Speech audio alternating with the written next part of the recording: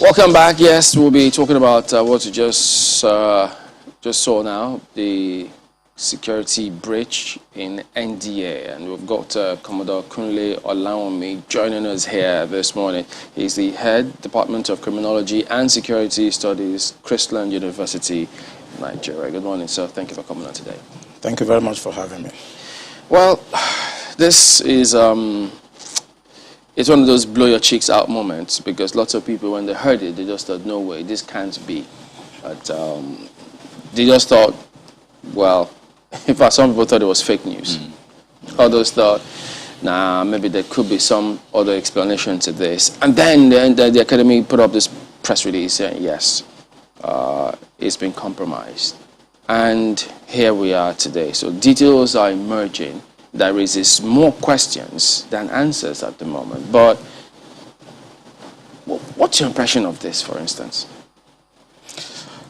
Thank you very much. My impression, I think, is just the impression of every Nigerian at this point.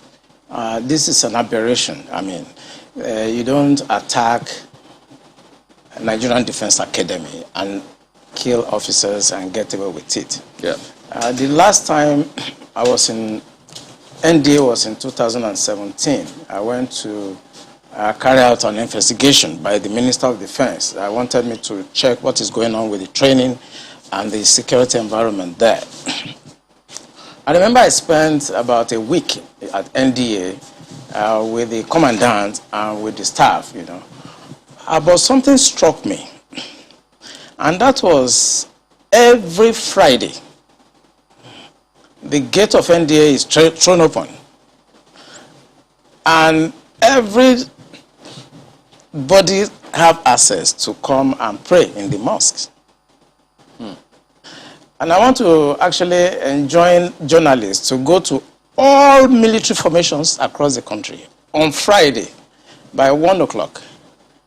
You are going to see the same thing happening across all military formations, including Naval Training Command at Papa, including the division in Ibadan, including NDA, including Jaji. I was in Jaji in 1994 for my junior division. And every Friday, our gate is thrown open. And everybody comes in to pray in our mosques. Even though they have their mosque outside.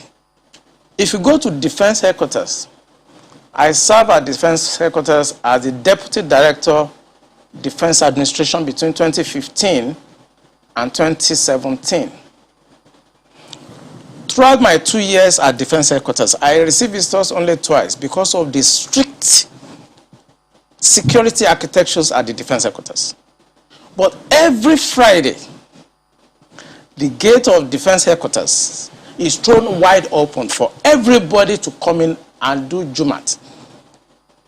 That is the time the terrorists have the time to profile our security environment. Has that always been the case? It has always been the case. I've served the military intelligence for the past 35 years. It has always been the case. Our problem is religion and social-cultural.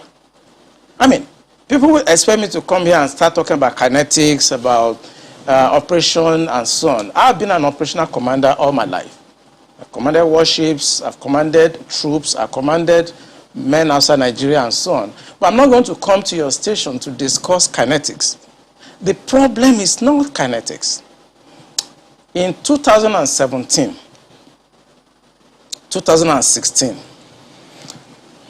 I'm always a member of the Security and Intelligence Brief at the Defense Headquarters.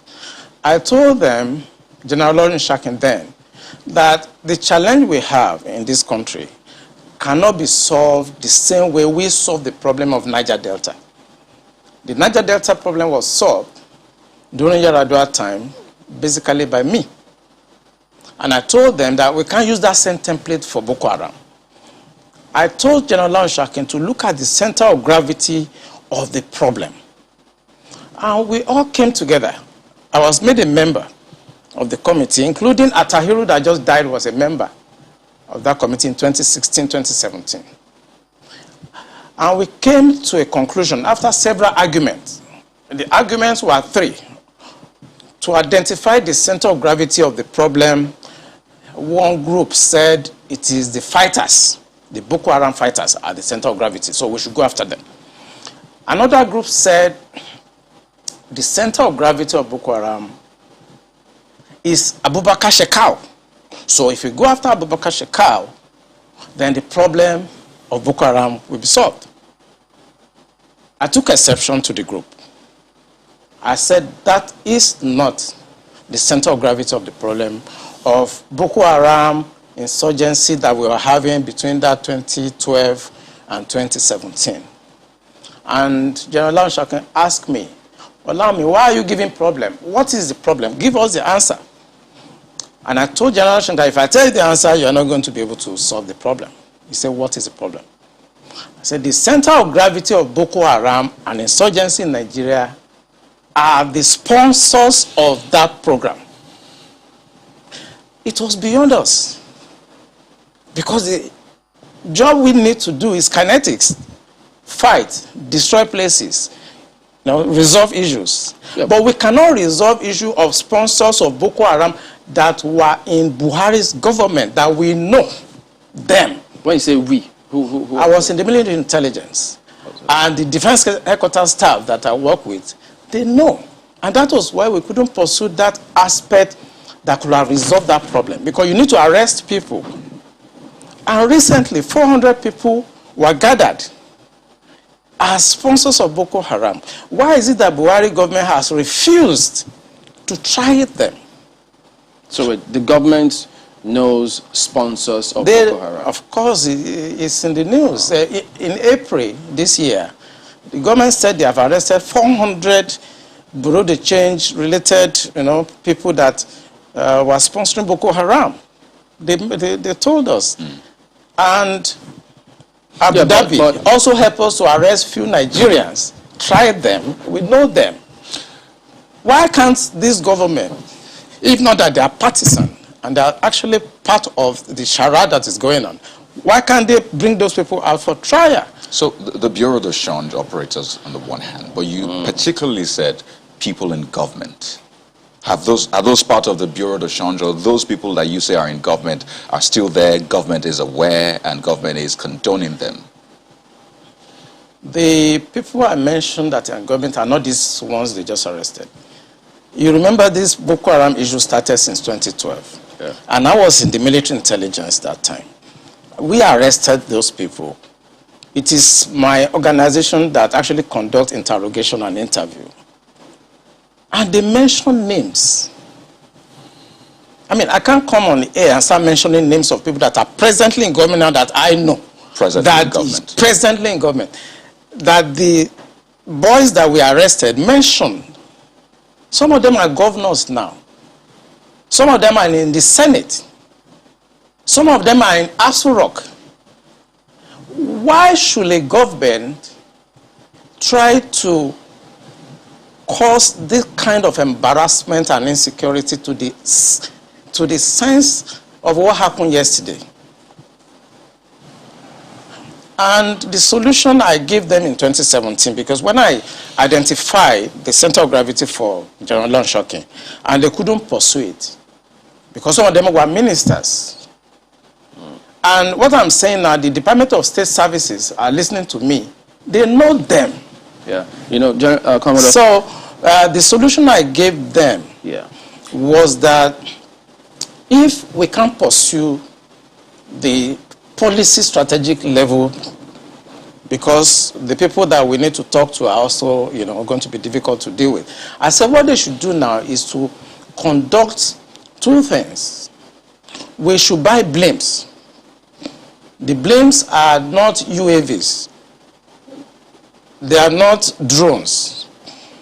Blimps are equipment that can fly up to 10,000 feet, 30,000 feet, static if you want, mobile if you want, and they carry a lot of payload. We saw them in Afghanistan. We saw them in Kenya. This will be something that can give us real-time intelligence, and we can know where these bandits or terrorists, where they emanate from, when they finish operations that they've done, where they go back to. Okay. Well, let's They pick did up on, not buy this equipment up to now. Okay, you said quite a number of things. Let's pick up on some of them and see if we could make some, if you could shed some further light on some of them. Since 2012, I mean, you've been in operation, as you said, ever since that time. You questioned several people. Some people were identified at that time. Did the government at that time try any of them? Or were any of them also in government at the time? No, the government did not try any of them, and the defense headquarters where I worked then did not pursue that line of operation because it's beyond them. The defense headquarters, actually, when you look at the defense structure of Nigeria, they lie within the policy strategic level, but basically they are operational guys. So when you have policy problem, then they cannot go beyond their masters. They can write intelligence reports and say this is what is going on. And we've seen that the present government know what is going on. I'm sorry, is this a policy problem? I mean, the laws are clear. If someone is said to be involved in something as devious as this, the laws are clear. This person is meant to be arrested, questioned. I mean, it's quite clear. So is it a policy problem? We have the laws. So what is stopping the security agencies from actually enforcing the law, since that's what they are? I think what is stopping them is like when you are a member of a church and your pastor have decided to be at a certain level of spiritualism and you're a member of that church, you cannot be higher than your pastor spiritually. You can't, no matter what you do. So this is the same religion you spoke about? Yes.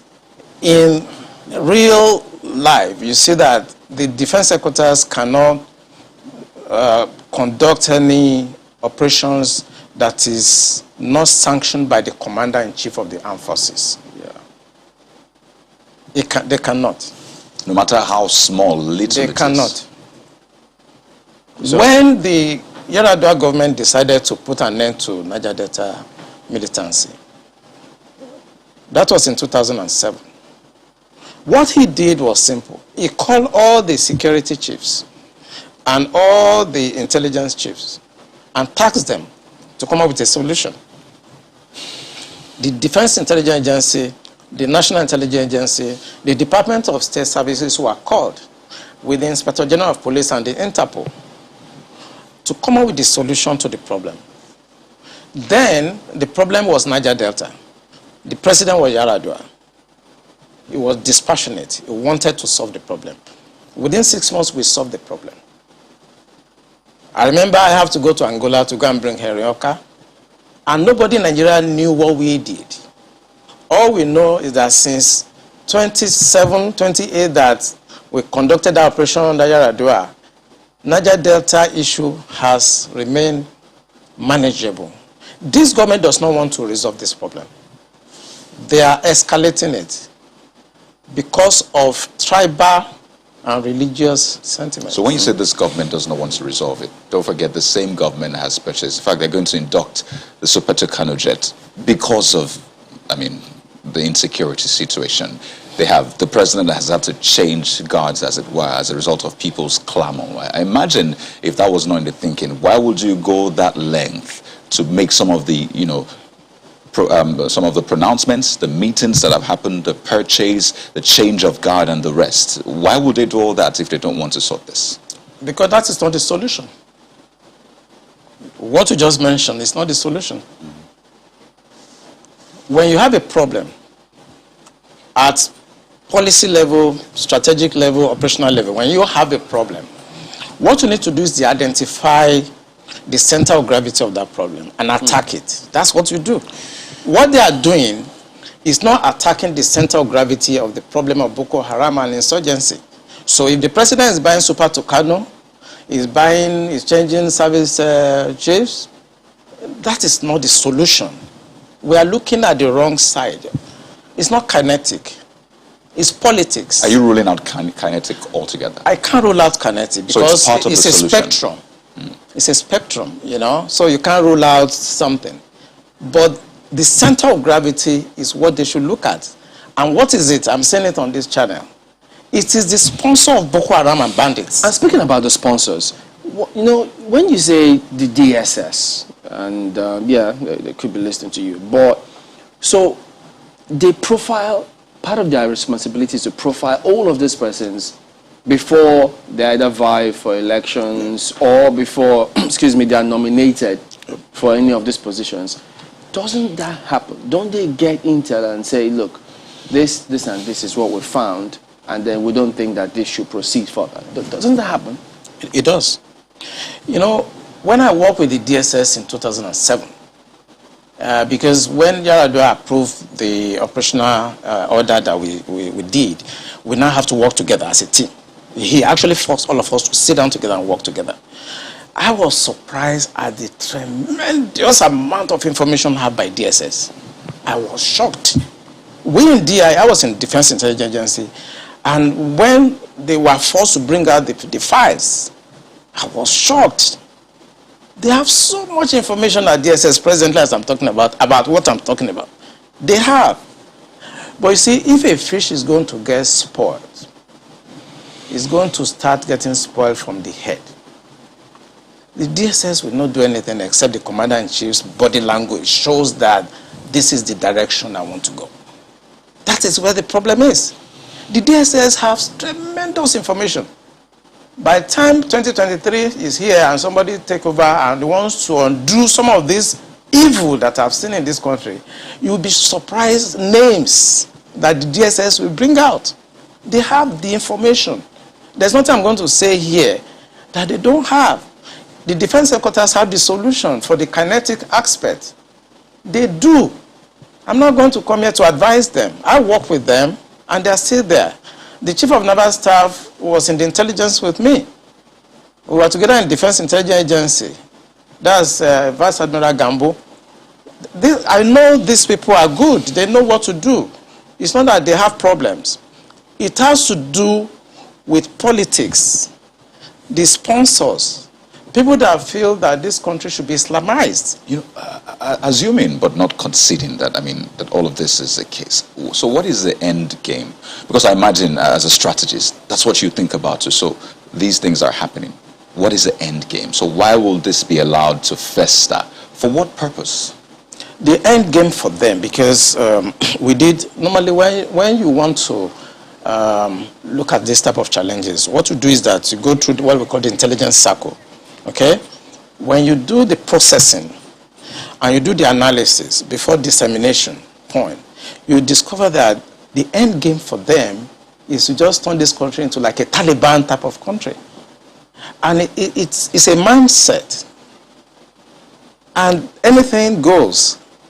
In other words, 10% casualties, 20% casualties is allowed in trying to achieve the end game of Islamizing this country. That's for the terrorists, the bandits. It's not for the terrorists and the bandits, for the sponsors. Because I told you, and I will repeat on this channel, the sponsors of Boko Haram and the bandits are the problems.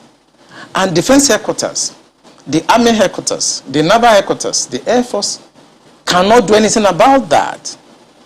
Buhari has to do something about that.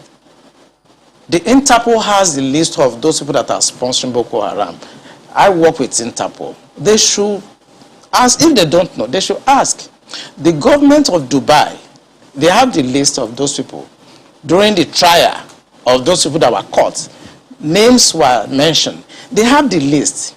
The government also told us that they've arrested 400 sponsors of Boko Haram. Why should the government not try those people and bring peace and harmony and safety to this nation? Why won't a government do that? Those people that are going to harass cadets and officers in NDA, they live around the place. I know NDA very well. I was in Georgia, I was in NDA as young officers, and I know the area very well. They live around the place. So why can't you put up a blimp that can see what they are doing in real time and eliminate them? Why won't you do that? In fact, there were more details saying that some persons slept up, but we'll come to that hopefully. Markwa has got some questions for you. Markwa, go ahead, please. Thank you, Chamberlain. Much as we're looking at it looks like we're looking at the remote causes. The immediate causes, I think, is what is worrying a lot of people in terms of the significance of the attack. For some people, they're wondering, what do you think were the bandits trying to pass home a message when they chose the National Defense Academy as the area of the attack? I mean, as the area they decided to attack? Because normally people know that military installations, for instance, if you were to, I mean, you've talked about how the military institutions are usually open to the public on Fridays. There'll be questions as to this attack did not happen on a Friday, it happened on a Tuesday. So the guards were supposed to have been up. So there'll be questions as to what happened, how was the perimeter breached, what about the guards are usually mounted on, watchtowers, what were they doing, were they asleep? There'll be areas where there are CCTV cameras. What happened in those areas as well? There are huge questions around that. And then the significance. What gave these bandits the audacity, the temerity to be able to say, this is going to be the area we want to attack today? Do you have any questions roaming in your head in terms of, what were they trying to really achieve beyond? Because some people say this is not about ransom. Maybe they want to take a ransom, yes, maybe. But it looks like they were trying to send home a message. Yeah, thank you, Makwe. You just got it right. They just want to send a message. And this is what terrorists do. And what the Buhari government should do is to tag these people as terrorists. What they want to do is to send a message to create fear and to show the military that we can come for you and there's nothing you can do. You may not know, I don't know whether it's out in the news, that the major has been killed. Belongs to some groups, and I know about 3 hours ago his body was found. He has been killed. So it's not about ransom. I just want to confirm to Makwe that she is right. It's not about ransom. They just want to pass a message. We can come in. We can do what we need to do. And there are some hardliners in this government that are sponsoring this kind of narratives. They just want to show that they can Islamize this country. They think about Taliban. They think about the Mujahideens. And they want to replicate it in this country. And they don't care what happened. They simply don't care. As long as at the end of the day, there's Sharia and there is whatever thing they have in their head they want to achieve. So these people that are sending messages are sponsored by Nigerians. So if I could follow up on that quickly. Please go ahead. This part of what you just spoke about now, the security agencies gleaned this from those who they arrested over time, saying this is the intention. Absolutely. The intention of it's on the internet. So it's not even about the people we interrogated. The intention is to Islamize Nigeria and practice Sharia. And it doesn't matter if some people die. It doesn't matter if you're embarrassed. It doesn't matter if our economy has generated. Look at the interest rate. Look at the inflation rate. Look at the debt profile of Nigeria. They don't care. As long as at the end, the Quran is at the sea. So some people in this country have this mindset. And we must tell the truth. If you tell the truth, you die. If you don't tell it, you die. Some people have this mindset to Islamize the nation. And they are in the government. And people know them. The DSS know them. The NIA know them. The DIA knows them because it is the DIA that conducted the operations that arrested these sponsors. So they know them. Why is the government, the commander-in-chief of the armed forces? The general area of Afaka, where the NDA is cited, is no stranger to this sort of attacks. Before now, I mean, a few other institutions around the Defense Academy have also been attacked. Talking about the Institute of Agriculture and so Forestry, Mechanized Division, something to that effect. I can't remember the exact name of the institution now, but we do know that they have been around this area. Now, I'm looking at the front page of Daily Trust newspapers, and they have this, why NDA security was compromised. And the first writer says, bandits leave peacefully. Peacefully is in parenthesis, near academy. There have been questions before now that sometimes, you know, this happened in Jos, around Rukuba, that, there were attacks happening in the neighboring area, and that the military institutions did nothing. The same thing happened when there were attacks on the airport, the airport's residential area in Kaduna. That was very close to the Defense Academy. They did nothing. They attacked the forestry school in Kaduna. They did nothing. Now they have finally come for them, but the talk is that these people have been there all along. They never went anywhere. The bandits who perpetrated this attack have been there all along. Does the military really need, I mean, if this is something that is of concern to the security agencies, because it was only a matter of time from what it would seem that we're reading that these attacks were going to happen, did they really need to wait this long before they took action against people they knew were a security threat to not just them, but also the people around their environment?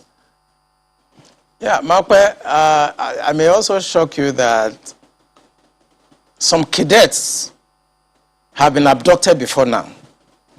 And when they took these cadets away, and they demanded for ransom, as low as 400,000 naira at that time, the cadets were released after the ransom were paid.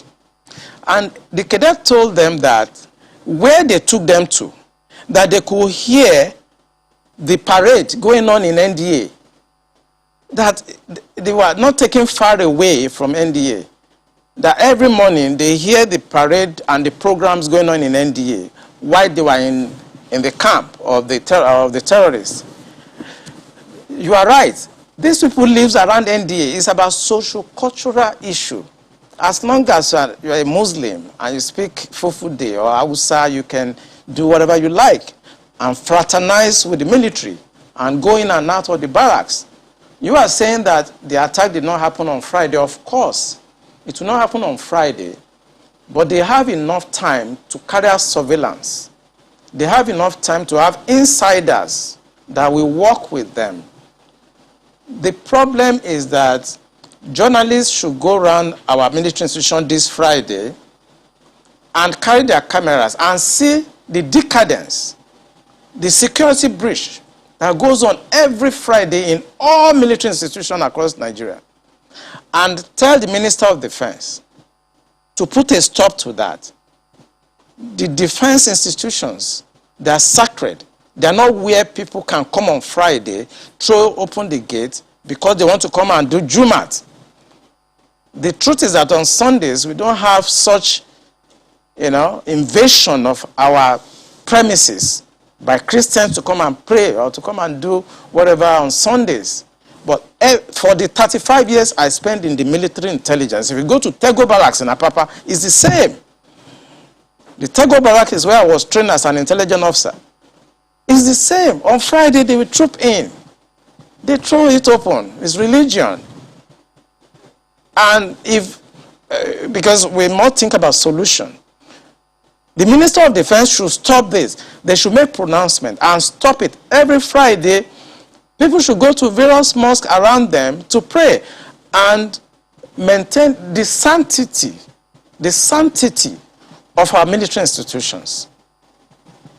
That's what I wanted to know if this has been an issue before now. I mean, has this been anything that, the people at the top in the military have found as a source of concern? Let me raise an instance. For instance, we know that at almost every security institution, even on the roads here in Abuja, before you can enter the same road that leads to any military institution is divided in two. There are huge barricades to prevent anybody from just entering, so to speak.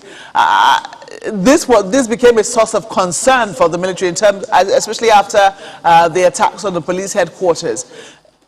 Has this been a source of concern for for the top brass of the military to say, hey, look, if we're taking these steps to put barricades, then this is also going to be a source of concern for us. What can we do about it? Have they elevated this discussion? At defense headquarters, every Monday, even if you go this Monday coming, you will see they're always there to discuss intelligence and security brief. We discuss all topics there, including the issue of Muslims gathering every weekend. All those barriers you see at defense headquarters, and that's why I'm talking to the media. They should go there on Friday. The barrier is no longer there. It's open because it is Jumat. And this is when they come to carry out surveillance. If you look at what happened in Mogadishu Barrack, it was the same. That was the time they went there and blasted the place and killed a lot of people. It's these same people that are allowed to have access on Fridays and become members of the mess because they are, it's a social-cultural issue. So I think we should begin to look, the Minister of Defense should put an end to this, because for 35 years of my stay in the military intelligence, it has been the case. Both naval institutions, Air Force institutions, Army institutions, even the Department of State Services. Once it's Friday, the gates are thrown open, and people come from outside, and there'll be no space. They'll be all over. If you go to Defense Headquarters on Friday, this Friday, you see them littered everywhere. If I could just comment now.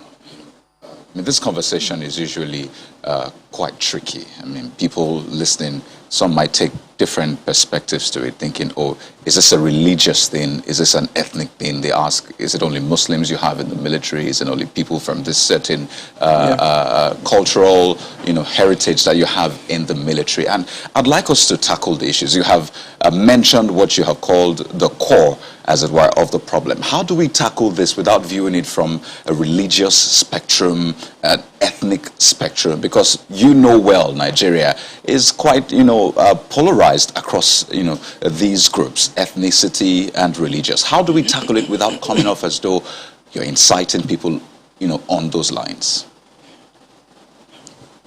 You see, one thing I discovered in this country is that when it comes to religion, everybody is very sensitive. But the fact I have laid bare is from the experience of 35 years of military intelligence.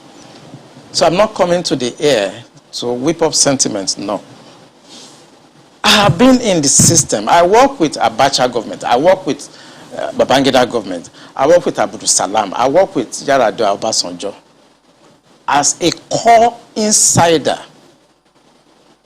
of operations, I belong to a group of people that you are not supposed to see, people that you are not supposed to hear.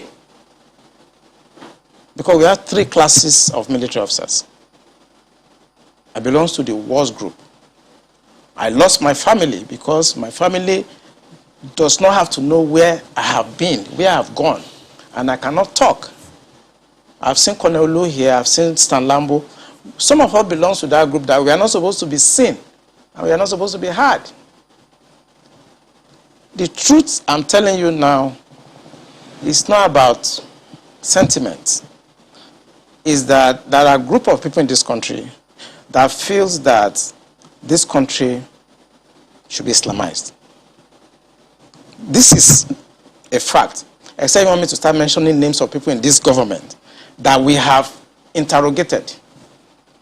I was a member of an interrogation team, and I've interrogated a very high-ranking member of this government in 2007, 2008 on the issue of Boko Haram. I interrogated him. He's in this government right now. And what was the issue? Boko Haram. And this senior officer was actually let go because he was found culpable. But right now he's in the government. You see, we must say the truth, because if you don't, this country is going down the precipice. We have been set back more than 60 years right now. We've gone back to the time before 1966 now. And whoever is coming back to repair this country has a lot of work to do. This country has never been polarized, so we cannot run away from it. We have never been this much polarized. I'm a federal person. My mind is federal. My brain is federal. My loyalty is federal. I do things for the federal government. So I cannot come here and try to be sentimental. No, I'm a federal person. So will your life be at risk now that they're hearing you? I don't care. I don't care. And my colleagues, they know me. Those people that are listening to me, they know me. I don't care. The issue is that this country is bigger than an individual. That is the issue. This country is bigger than individuals. Buhari will come and go. Eliminating me or killing me will not solve the problem. And will not add value. But he will come and go. And somebody must come and repair the damage to the psyche of this society. The damage to the polarization, to the nepotism that I've never seen in my life. I work with all these presidents. This is the worst situation I've found myself. And believe me, internet does not forget. I was part of the people that helped to bring Buhari to government because I believe in him. Have you worked with the government after that? After you helped bring the government? Oh, of course, I worked with him.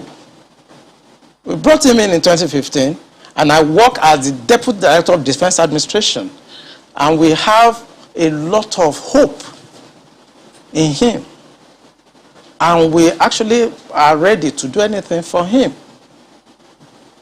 What he has turned out over the years is shocking to us. I was in Harvard in 2014, in December, when the Department of State Services and CIA and others were contemplating about Buhari and other aspirants. I know what we did to convince the American government that the only person that can come and put this country right is Buhari. That was before the Lagos, APC, before they chose within. Right. And that was how Tinubu came in. We know what we did, but what he has done in the past 6 years is shocking. It's unprecedented. And it should not be allowed to be swept under the carpet because the damage to the psyche of this country is monumental. We'll talk more on this, but pardon me, we've kept Mr. Alfred Ononuju waiting. He's a security consultant and the forensic investigator as well. Good morning, and pardon us, we just had to explore some of these positions. So, you've been listening in to what's being said, and then perhaps also read and updated yourself with the current situation concerning that scenario with the NDA. What do you think? First, let me thank my dear brother as a patriot. He's speaking not to impress anybody. He's speaking as a patriotic Nigerian. He's also expressing his experience at times in service to Nigeria as a nation. May I also condole with the families of the officers and men that were brought down during this attack. It's pathetic. To say it's unfortunate is to make light the issue of what is happening to us as Nigerians and what is happening to Nigeria. The least of our aspirations and expectations was to find ourselves where we currently are, as a people. It's worrisome that there has been this, unseriousness about tackling the identified threats. And I believe that one of the solemn pledge of any officer is to protect the territorial integrity of our country. Now, when these territorial integrities are being flagrantly held with contempt and invaded with impunity, I think something must have given way. And there doesn't seem to be a response, a measured response to some of these threats as expected from people under oath, from people who have sworn to protect and defend the territories of Nigeria. Having said that, frankly, I want to thank you for allowing the veteran to just take us down the line. And I think he's been one of the most courageous Nigerians I've met in my entire life. So I give you my compliments, sir. We are worried. I'm a father, I have children, and I'm sure most families are concerned. When you put it side by side with the stories coming from the Middle East, particularly the Afghan story, the invasion of the Defense Academy is a signature too loud. It's something that we do not have an explanation for. And I expect that a couple of things should happen. One of which is that I think the National Assembly, if they are not compromised, should look at the options of impeaching the president. I'm sorry, I'm an APC member, but I think when it comes to the safety of the land, too many things have happened, and they're becoming too frequent that if anyone that truly loves Nigeria is not angry or upset, then the person must be a hypocrite. The person must be a saboteur. Secondly, I also feel that the structure of the Nigerian security should be reviewed. Now, we are going to be careful in making statements because we are in the public platform, being that things people say could be either misinterpreted or taken out of context. However, the truth must be said. We are facing a very dire situation. From a criminal intelligence perspective, it is very unhealthy for a nation of over 200 million, and with the strength of army that is in excess of possibly 200,000-300,000, to sit, watch as these people invade our space. And you know, Mr. Nanju, pardon me, if I can jump in as well. I mean, you were right when you said they could misinterpret certain things. In fact, they could even misinterpret your call because, I mean, you're a security person and you're talking politics to the National Assembly. So let's leave politics for them to do what they have to do in politics. But speaking about security, now that this has happened, of course, they'll tell us there'll be investigation. They'll look through what's going on. So, having heard what Komodo has said, do you think that there can actually be a solution? Will they hit a brick wall, or do we expect any results from any investigation that will be going on? Well, it will be impossible to think of a solution outside politics because the policymakers are the politicians. They run the show. The president is a democratically elected president. So he depends on not only his political interests, but also structures of the government, which is under the authority of political establishment. So the solution will come from two ways. First is that we have to, like General said, we have to identify where the problem is coming from. And he captured it very well. We are suffering from ethno-religious invasion of the establishment. When we eliminate the unbearing influence of religion and ethnicity in our systems, then I think we begin to promote patriotism. Now, patriotism can never thrive when religious and ethnic superiority, is in front of the border. So we need to, first of all, look at the moral engagement.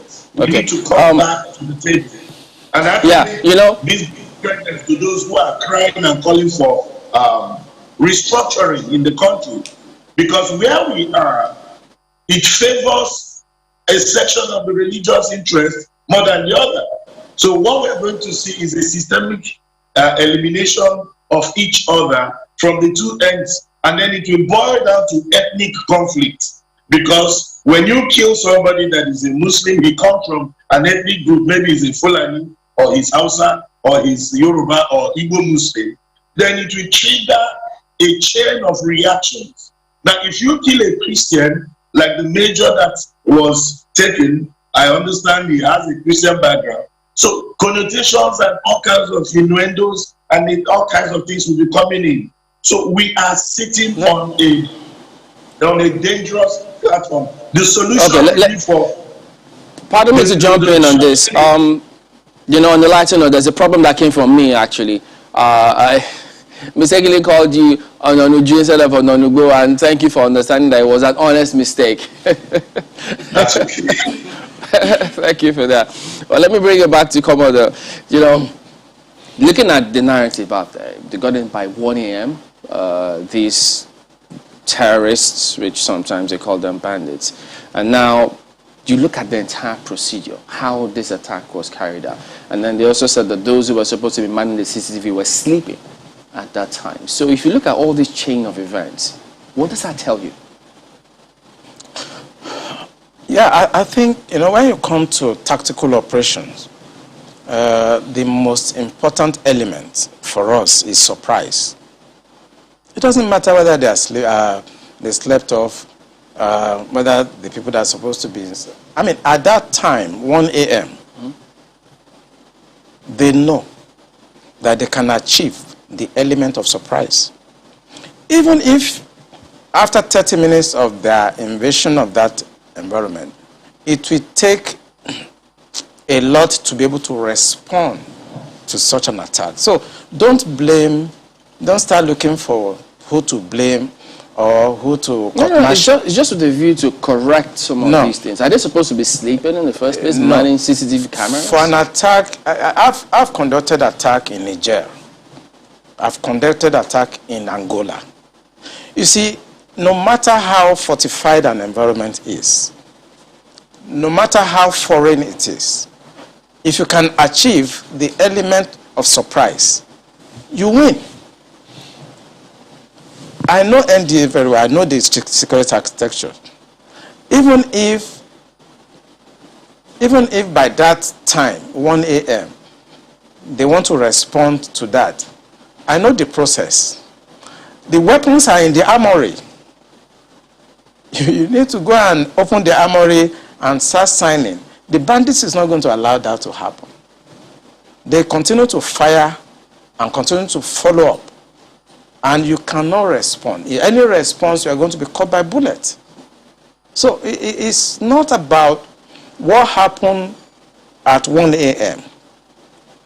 Gentlemen, it's about what has been happening for the past 2 years, 3 years, where these people have been having access, unfettered access to NDA. So and they've carried out their surveillance, and they know the right time to strike. It's about 2-3 years back. It's not about now. So anybody that wants to investigate this issue should not look at now. They should look at what has happened in the past 2 years, 3 years, how porous the place has been, and try to mitigate it. Two issues I'd like to quickly raise. First, do you also agree with the theory of insider collaboration for this to have happened in such brazen manner? Absolutely.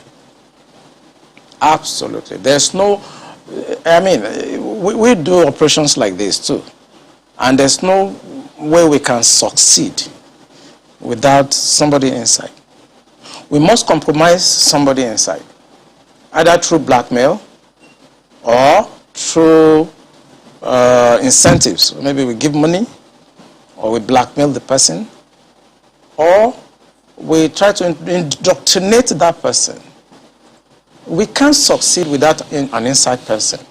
And this attack you saw has insiders collaboration. I mean, I've investigated cases like this over the years. And I know 60% of the time, when you send an attack like this, there's an insider there. So until that insider is fished out, we might have this sort of attack again and again. It will always happen. There will always be insiders. If you look at the intelligence estimate globally, there are two variations. The variables are the hostile intelligence service, which is external to that country, and the domestic subversive organizations that is embedded in that country. Nothing evil can happen to a nation without the insider within that nation collaborating with the hostile intelligence services that is outside. It will always happen. If I could just raise this other part. In the statement that was put out, the term unknown gunmen was used 3 times, the 3 paragraphs: unknown gunmen, unknown gunmen, unknown gunmen. Prior to this time, people called them bandits, some even called them terrorists. But is it instructive for you that it was a term unknown gunmen that was used? It's deliberate. You know, I'm sorry to say that the media is part of our problem. No, I'm talking about the statement from the academy itself, actually. The academy also have to use that word to avoid reprimand from the higher authority. I was the commandant of Defense Intelligence College, and I know that at that time there are things I cannot say. If you term them terrorists, it carries a lot of weight, and you can be reprimanded for that as the commandant of NDA. So he is going to be very careful to keep on using that same term that is safe to use, because there are legal and other implications when you term a group terrorists. But I want to say on this channel that those people are terrorists. And if the government of Buhari is serious about putting an end to what we are saying, he must pronounce them terrorist organization. Because once he does, it carries a lot of weight. And the reaction of the armed forces, where I belonged to before, will be completely different. What was the point you were going to make about the media? There is nothing that is going on today that is not actually tainted by the media. How? And that is why I have to come here and make bold to say what I've said. The media also know 80% of what I've said now, but they will not publish it. They know. I work with journalists. I was Deputy Director of Foreign Liaison at Defense Intelligence Agency. I work with journalists. I was Commandant Defense Intelligence College. I work with journalists. I train journalists in intelligence operations. They know. So why are they not also saying the obvious that will help the security and safety at that and time, progress of this country? So at that time that you worked with the journalists and training them and doing all of that, did you give them permission to publish your name as a source if they were going to go to press with those details? Oh, I did. It was a policy because, you see, when I was made the commandant of Defense Intelligence... No, because you had said that you belonged to a group that was not supposed to have been heard or seen. Yeah. So how did you give them permission to publish your name? Yeah, because at that time I was holding a different appointment. I've held a lot of appointments in the military. There are certain appointments I will hold that has no connotation with intelligence at all. For example, I was the Chief of Staff Logistic Command for the Navy. That appointment has nothing to do with intelligence. I was the defense advisor to Nigeria in France. It has nothing to do with intelligence. So there are times I hold appointments and I have to deal with journalists. And I must tell you, I can mention some of them. Mohammed of NTL, I trained them because I wanted them to understand that military intelligence is not like a cult. I exposed some aspect. Even though most of their documents are usually top secret and they tell you can't publish or even access the document, even if you see it by mistake. No. There are places you process top secret. I mean, if you want to talk about document security, it's a lecture of itself. You have unclassified materials, you have confidential materials, you have secret materials, and you have top secret. There are processes. It's an area of military that you need to do a lot of training. So when we bring journalists in and talk to them, we ensure that they don't see unclassified materials. And it's just for them to understand how the system works. Basically, if you go to Afghanistan, if you go to Iraqi, you see journalists embedded with the military. But it's not the case here. I think I tried to encourage you when I was the commandant that we should allow journalists to have access to some of the things we do so that they can say it as it is. Because when I conducted the operation in 2007 in Angola and I came to Nigeria, what you read in the newspapers, what you hear on television and what you see are completely skewed from what we were doing. So why did they want that to happen here, to embed journalists? I just think it's myopism. We have a lot of illiterates in the government that don't understand that hiding things in this 21st century it doesn't work anymore. They try to hide informations and they try to protect what they think is corruption to me. That's why they don't allow journalists to actually access some of these things, because this is the most corrupt country in the history of this country right now. Markwa? Well, sometimes, there are questions as to what usually will happen. I mean, in terms of, before you went into the journalistic exploration and how the media is sometimes a part of the problem. And, I think that there's an ongoing conversation in terms of how the media can be can be a source of support to the military rather than a hindrance. But before we went into that discussion, I think we're talking about something else. And for some reason now, I think that has finally escaped me. But moving forward, because we're talking about the language used there, the fact that they were branded unknown gunmen, and the fact that even though it was a very short statement, it was used 3 times, in that I think that there was some attempt to try and reinforce the fact that these are unknown gunmen in that very short statement. But I'm wondering, now that this gentleman, the officer who was taken, has been murdered and his body has been found, do you think that there is any hindrance now stopping the military in going after these people? Because in many places they will tell you that people will always dare. I mean, we've seen attacks that have been very daring, even in the most developed places that are considered very developed countries. The difference between there and here is that when you do dare that sort of attack, the chances that you're going to come home or go back or go scot-free are very slim. Here we are yet to see how directly the people who committed an offense directly are, brought to book or do not go home and get away with it. Do you think that now that there is nothing at stake in terms of how this major, his body has now been found lifeless, is there any hindrance stopping the military from getting the actual people, not just the general attack or attacks that happened days later, the actual people who committed this heinous attack and crime on the Nigeria Defense Academy? Yeah, I think they're going to get them. No doubt about that. Few days, few hours, you're going to hear that the military will get them. I know how it feels when things like this happen to colleagues.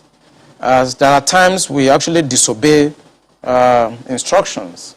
There are times we don't follow operational orders. When our colleagues are killed in a disgraceful manner like this, since we know we have irresponsible people at the policy level, there are times we don't listen to them.